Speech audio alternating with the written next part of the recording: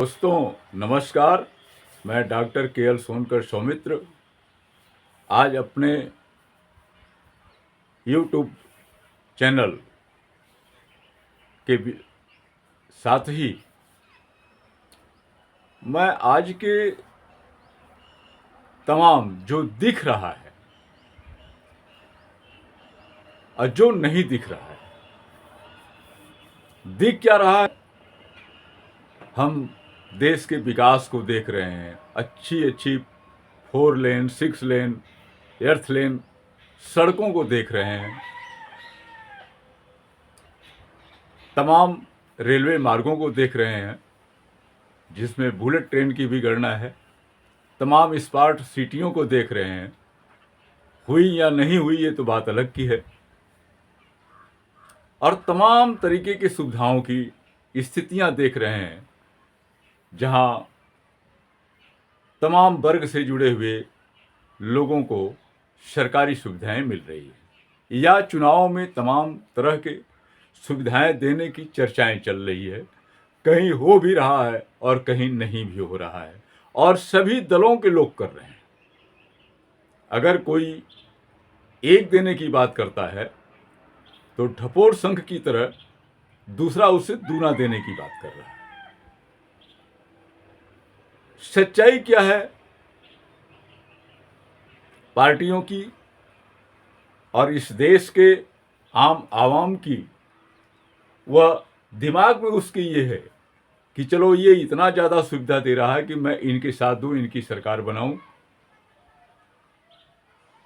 और वो तो उतना ही दे रहा है। तो देखिए, खैर वो बातें आपकी अपनी जगह हैं। हर देश की जनता अपने आप को सुविधाएं ज़्यादा चाहती है, सहूलियतें ज़्यादा चाहती है, जो संसाधन है उसको सर्वसुलभ हो, आसानी से सुलभ हो जाए, वो उसको ज़्यादा चाहती है। तो वो उनकी समझ है। आइए मैं कुछ और बातें कर रहा हूँ कि ये सारे जो देश में विकास के रास्ते दिखाई दे रहे हैं, संसाधन दिखाई दे रहे हैं, व्यवस्थाएं दिखाई दे रही हैं, क्या इस देश के लोगों के श्रम से आधारित जो आय है उसके आधार पर है? नहीं। अगर आप ये सोच रहे हैं कि ये सुविधाएं इस देश के संसाधनों के वजह से जो कमाई होती है, जो लाभ होता है, उसकी वजह से है, तो आप बेहद भूल में हैं। आप जान लीजिए कि जो इतनी सारी चीजें देश में दिखाई दे रही हैं, जिसे सत्तारूढ़ दल के भक्त लोग, मीडिया या उसके से जुड़े नेता और मंत्री कह रहे हैं, उसके पीछे की सच्चाई ये है कि हम देश पर विभिन्न माध्यमों से, विदेशी बैंकों के माध्यम से, विश्व बैंक के माध्यम से, दुनिया में बड़े जो कारपोरेट हैं विदेशी, उसके माध्यम से, या विदेशी बैंकों के माध्यम से जो हम लाभ ले रहे हैं, जो हम कर्ज उठा रहे हैं ब्याज पर, जिसके वजह से भारत के हर बच्चे पर लगभग 1.5 लाख तक कर्ज है, जो बच्चा आज भी जन्म ले रहा है। तो उस विकास की जो चकाचौंध है, उस भुलावे में न आकर के हमें अपने ढंग से सोचने की आवश्यकता है। मैं आज यही कहना चाहता हूं कि देश यानी भारत कर्ज में कैसे डूबते चला जा रहा है, उस पर एक हम सरसरी निगाह आज डालेंगे। और उसके लिए बता दें कि जो वर्तमान सत्तारूढ़ दल है, जब 2014 में शासन सत्ता में आई तो हमारे देश के ऊपर विदेशी बैंकों का कर्ज मात्र 55,000 करोड़ डॉलर था। आज वह बढ़ करके लगभग 220 के आसपास पहुंच रहा है आज की तारीख में। आप देख लीजिए कि इनके विकास की जो चकाचौंध है उसके पीछे कारण क्या है। तो आइए मैं कुछ इसी पर एक आपको बातें बताऊंगा कि कर्ज की वस्तु स्थिति क्या है भारत पर। तो आप ये देख लें कि सितंबर 2024 तक हमारे देश पर 711.8 अरब डॉलर का कर्ज हो गया। यह वित्त मंत्रालय की रिपोर्ट है, जो वित्त मंत्रालय ने अपने रिपोर्ट में सौंपी है, उसके आधार पर है कि सितंबर 2024 तक 711.8 अरब डॉलर का कर्ज भारत पे रहा है। और यही कर्ज उसके पहले मार्च 2024 में 623.8 अरब डॉलर रहा। आप ये देख लीजिए कि कर्ज दिन प्रतिदिन देश पर बढ़ते जा रहा है, लगातार बढ़ रहा है। एक सच ये भी कि 1999 से लेकर के 2024 तक के बीच में औसतन जो देश पर कर्ज था वह 3,48,522.39 अरब था। मतलब लगातार जो औसतन कर्ज रहा है, औसत का कर्ज है वो इतना है। दुनिया के कुल कर्ज में भारत का हिस्सा 32% है। दुनिया के जितने देश हैं जो कर्ज लिए हैं, जो कर्ज है दुनिया पर, उसका 32% सिर्फ भारत पर कर्ज है। कर्ज के मामले में भारत दुनिया के 7वें स्थान पर है। जो पूरे दुनिया में जितने भी मुल्क हैं, जितने भी देश हैं जो कर्ज लेते हैं विदेशों से, उसमें भारत का स्थान 7वां है। भारत पर अमेरिका के मुकाबले 10 गुना कम कर्ज है। स्वाभाविक है कि भारत ज़्यादा विकासशील नहीं है अमेरिका के मुकाबले में, तो अमेरिका स्वाभाविक है ज़्यादा कर्ज लेगा, उससे भारत पर कम है। बाहरी कर्ज का पहले मतलब आप समझ लीजिए कि किस किन माध्यमों से कर्ज बाहर का होता है। वह पहला है कि विदेशी देनदारों से जो कर्ज, जो विदेश में जो बैठे हुए मुल्कों को कर्ज बांटते हैं, उनका कर्ज होता है। इसमें कमर्शियल बैंकें होती है, सरकार होती है और अंतर्राष्ट्रीय वित्तीय संस्थान होता है। ये 3 तरह के लोग होते हैं जो कर्ज किसी देश को देते हैं। और इसके अलावा कॉर्पोरेट जगत भी है। इस तरह 31 दिसंबर 2023 तक 637.1 अरब डॉलर कर्ज भारत पर रहा है। पूरी दुनिया पर कुल 102 ट्रिलियन का कर्ज है। पूरी दुनिया पर जो कर्ज है वो 102 ट्रिलियन है। और यह रिपोर्ट जो है वर्ल्ड स्टैटिस्टिक की रिपोर्ट के अनुसार है। अमेरिका पर 36 ट्रिलियन डॉलर का कर्ज हो चुका है, जो कि 34.6% है। मतलब अमेरिका पर सबसे ज़्यादा कर्ज है, तो पहले भी हमने आपको बता दिया। तो ये स्थितियां हैं और साथ ही विदेशी कर्ज लगातार हमारे देश पर बढ़ रहा है।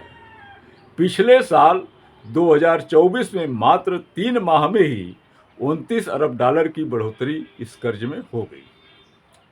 देश के पास जितना विदेशी मुद्रा भंडार है उससे ज़्यादा कर्ज लद गया है। मतलब हमारे देश में विदेशी मुद्रा जितना है, जो भंडार है मेरा, उससे ज़्यादा हमारे देश भारत पर कर्ज हो गया है। देश के हर नागरिक पर लगभग $5 का कर्ज लदा हुआ है। मतलब जो विदेशी कर्ज है वह कम से कम $5 है। लेकिन मैंने आपसे पहले ही बताया कि जितने भी कर्ज देशी विदेशी भारत पर हैं, उसको लेकर के हर नागरिक पर, जो बच्चा पैदा होता है, यदि आबादी 142 करोड़ मान ली जाए, तो हर नागरिक पर लगभग 1.5 लाख का कर्ज है। 55 देश के पिछले 14 प्रधानमंत्रियों ने कुल मिलाकर 55 लाख करोड़ का कर्ज लिया। देश के 14 प्रधानमंत्रियों ने सब मिलाकर के 55 लाख करोड़ का कर्ज लिया, यानी 2014 तक कुल 55 लाख करोड़ रुपए जो कर्ज था मार्च 23 तक, वह 155 लाख करोड़ से बढ़ते हुए आज लगभग 214 लाख करोड़ तक पहुंच गया है। इसमें 54.04 आंतरिक और 1.82 लाख करोड़ रुपए में विदेशी ऋण है। भारत पर IMF यानी अंतर्राष्ट्रीय मुद्रा कोष का कर्ज 1993 के बाद से नहीं लिया गया है, कि हम IMF से 1993 के बाद कर्ज नहीं लिए हैं, जबकि भारत इसका संस्थापक सदस्य है और इसमें 187 देश सदस्य हैं। अंतर्राष्ट्रीय ऋण रिपोर्ट के 2024 के मुताबिक जापान से 11%, रूस से 2% और जर्मनी से 2% भारत ने कर्ज लिया है और बाहरी ऋण में 1.3 विश्व बैंक से। दैनिक भास्कर सितंबर 2023 के अनुसार जब कुल कर्ज 205 लाख करोड़ था, तो भारत की कुल आबादी यदि 142 करोड़ मान ले तो हर भारतीय पर 1.40 रुपये से ज्यादा कर्ज है। कर्ज का स्रोत क्या है? जो कर्ज लिया जाता है, जो देशें कर्ज लेती हैं, उसका स्रोत है देसी कर्ज में। जैसे भारत ने जो कर्ज लिया है वह पहला है RBI माननीय भारतीय रिजर्व बैंक, दूसरा है जो सरकारी बैंकें हैं, तीसरा है बीमा कंपनी और चौथा है कारपोरेट कंपनियां। ये देसी कर्ज के स्रोत हैं। और आगे है सार्वजनिक कर्ज, जिसमें ट्रेजरी बिल है, गोल्ड बॉन्ड है, स्मॉल सेविंग स्कीम आदि से यह भारत कर्ज देश में लेता है। विदेशी कर्ज का माध्यम है IMF है, अंतर्राष्ट्रीय मुद्रा कोष, वर्ल्ड बैंक है और दूसरे विदेशी बैंक हैं, जिसमें ये कर्ज देती हैं। और इसके अतिरिक्त भी 1990 में सरकार ने सोना गिरवी रख कर भी पैसा उठाया था। इसी तरह अन्य संसाधन भी कर्ज लेने के हैं। और आमतौर पर राजस्व घाटा तब होता है जब सरकारें कर्ज के पैसे को वहां खर्च करती हैं जहां से रिटर्न नहीं आता है। यही राजस्व घाटा बढ़ाता है, यानी आय से ज़्यादा खर्च हो जाता है। यानी सरकार जो कर्ज लेती है उसका उपयोग वहाँ करती है जहाँ से उस पैसे की वापसी नहीं होती है। इस तरह की जो चीज़ें हैं, अगर ऐसा होता है तो हमारा राजस्व घाटा होता है और देश कर्ज में चला जाता है। इसके भी कुछ और कारण जो सामने घूम करके आए हैं, जैसे आज जो विदेशी कर्ज बढ़ रहा है, राजस्व घाटा हो रहा है, उसमें 80 करोड़ लोगों को जो मुफ्त राशन दिया जा रहा है, आज तो वो लगभग 84 करोड़ लोग हो गए हैं। लेकिन ये आंकड़ा है कि ये जो मुफ्त राशन दिया जा रहा है, इससे भी राजस्व का घाटा हो रहा है, यानी विदेशी कर्ज बढ़ रहे हैं। दूसरा है कि 10 करोड़ महिलाओं को उज्ज्वला योजना के अंतर्गत जो लाभ दिया जा रहा है, क्योंकि वो रिटर्न नहीं होना है। 9 करोड़ किसानों को 6,000 महीना का बीमा दिया, 6,000 महीना सालिना जो है वो उनको सब वो दिया जा रहा है। 2 करोड़ को PM आवास आदि दिया जा रहा है। तो इसके अतिरिक्त, इसके अलावा भी जो भी घोषणाएं हो रही हैं, जो भी सब्सिडियां दी जा रही है, तमाम तरह के जो पैसा वापस हमको नहीं होना है, वह राजस्व घाटे का कारण है और विदेशी और देसी कर्जों का स्रोत है। जो बढ़ने का स्रोत है उसका मुख्य कारण यही है। आप सवाल करेंगे कि क्या ये जो सुविधाएं आम जनता को दी जा रही हैं वो बेकार हैं? लेकिन आप ये देखिए कि पात्र कितने हैं।